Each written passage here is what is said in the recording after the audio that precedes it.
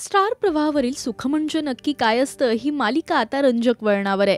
आता हळूहळू जयदीप गौरीच्या पुनर्जन्माचं सत्य उलगडत चाललंय। तर माईंनी जयदीप गौरीला भेटण्यासाठी देवीकडे नवस केलाय।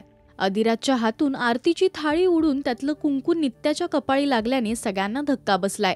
मालिकेतल्या ट्विस्टमुळे आता नित्या अधिराजचं लग्न होणार का असा प्रश्न चाहत्यांना पडलाय। पाहुयात हा खास प्रोमो। आई माझ्या जयदीप गौरीशी माझी भेट घडवून आणली नाही तर तुझ्या पायाशी माझा जीव ठेवी जीव ठेवी जीव ठेवी। आई अंबे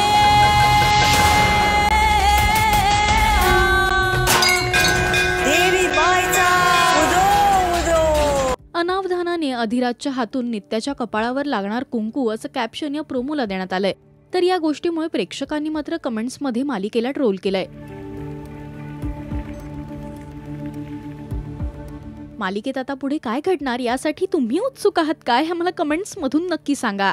मराठी टेलिव्हिजन विश्वातील बातम्या, अपडेट्स आणि गॉसिपसाठी तुम्ही सबस्क्राइब करा राजश्री मराठी शोबज।